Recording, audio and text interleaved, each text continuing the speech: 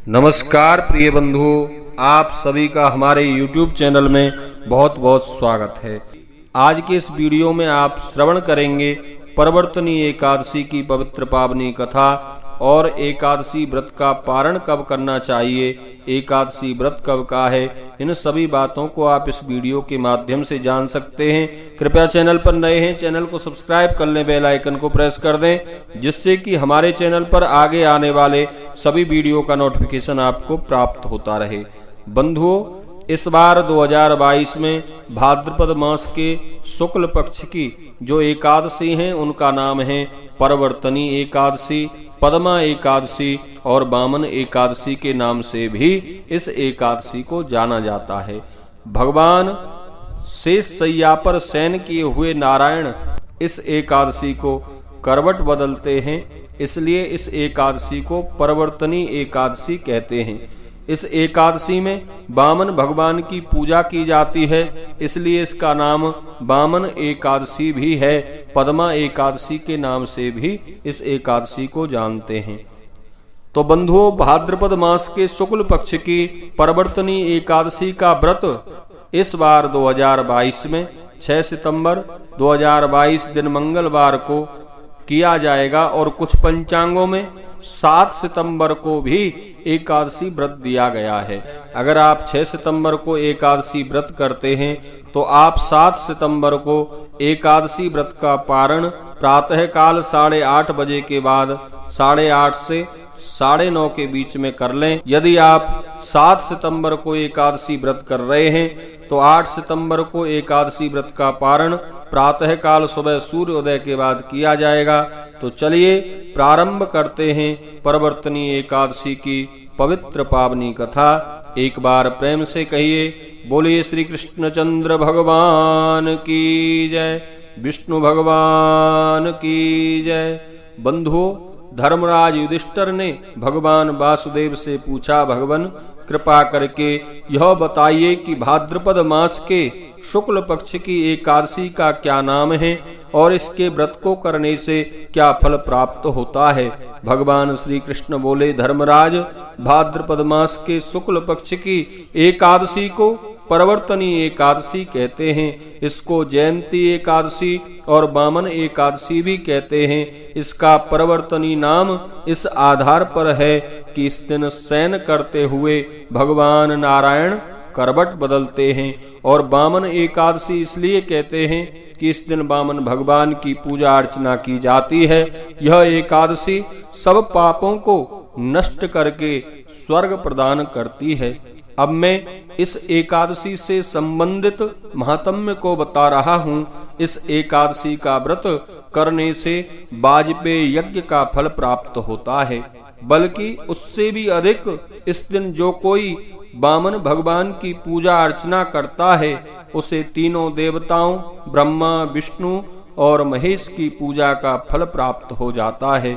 जो व्यक्ति इस व्रत को कर लेते हैं उनके लिए कुछ भी और करने के लिए शेष नहीं रहता। इस एकादशी को करवट बदलने की बात सुनकर युधिष्ठिर ने बंधुओं भगवान श्री कृष्ण से पूछा, भगवान, मैं यह जानना चाहता हूँ कि भगवान किस प्रकार शयन करते हैं और करवट बदलते हैं। मैं यह भी जानना चाहता हूँ कि उन्होंने राजा बलि को क्यों बांधा और वामन बोने का रूप बनाकर क्या क्या लीलाएं की, चातुर्मास की विधि क्या है और भगवान के शयन करने की उस समय सीमा में संसारी मनुष्यों को क्या करना चाहिए, यह भी मैं जानना चाहता हूँ। वह सब बताकर मुझे कृतार्थ कीजिए।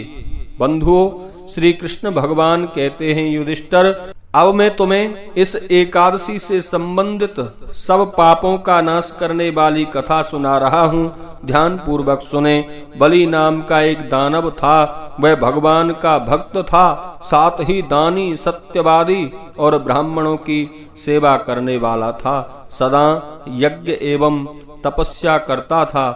उसकी भक्ति और जप तप का प्रभाव इतना बढ़ गया, इंद्रासन पर बैठकर स्वर्ग पर राज्य करने लगा। इंद्रादि देवता इस बात को सहन नहीं कर सके तो वे भगवान के पास गए और अपनी समस्या उन्हें बताई।